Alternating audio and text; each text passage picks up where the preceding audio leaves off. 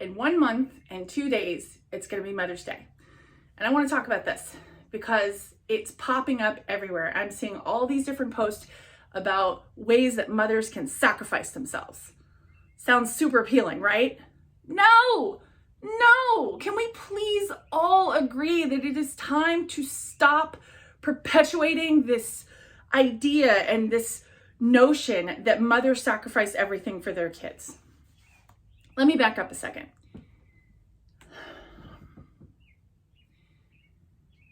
Some mothers believe that it is their duty to give up everything to sacrifice for their kids.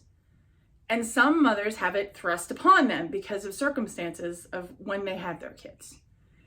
And what I am inviting you to do is to reconsider. What if we take this notion that you sacrifice everything for your kids and turn it on its head and say, yes, I sacrifice for my kids. What if we make it the sacrifice is the exception, not the norm? I am a way better parent and partner and person when I take time away for myself. I have a trip coming up, and I will admit there is a little bit, like just a little bit of guilt about the fact that I'm going to be away from my family.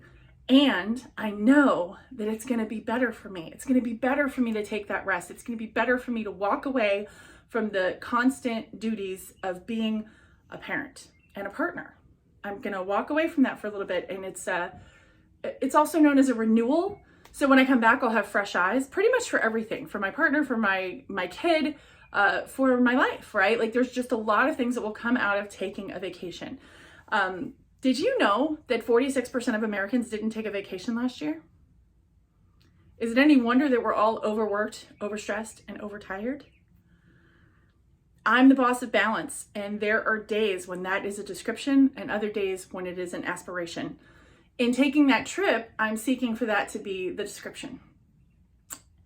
The reason I'm bringing up Mother's Day is because I know it's a month and 2 days away. I double-checked the calendar. Have you told your partner, the people in your lives, your kids, what you want for Mother's Day? I have. And the reason is because there's been this idea that, oh, they should know what I want. Same kind of idea follows you around gift giving, holidays, and things like that. And the truth is that nobody is a mind reader. Even our partnership, my partner is very appreciative that I told him I want to see a movie and I want this for Mother's Day and this is what I want. I'm going to leave it up to you to make it happen. And I think for a long time I carried this notion, this really romantic notion, this fantastical notion that he could read my mind and figure out exactly what I wanted.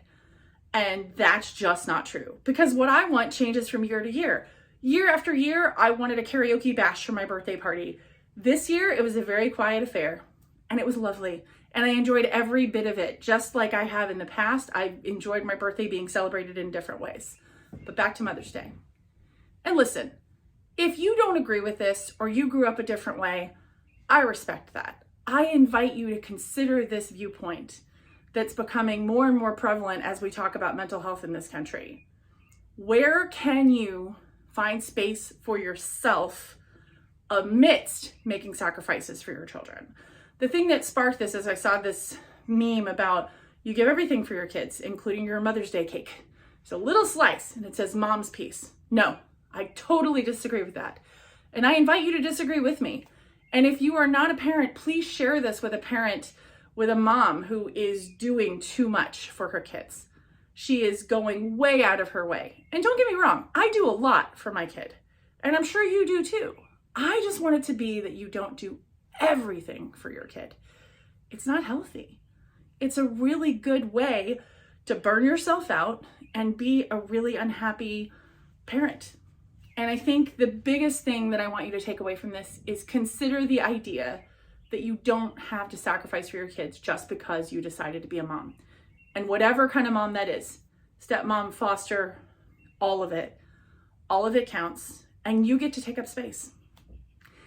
I'm Jen Haston. If this is your first visit to my page, I'm delighted that you're here.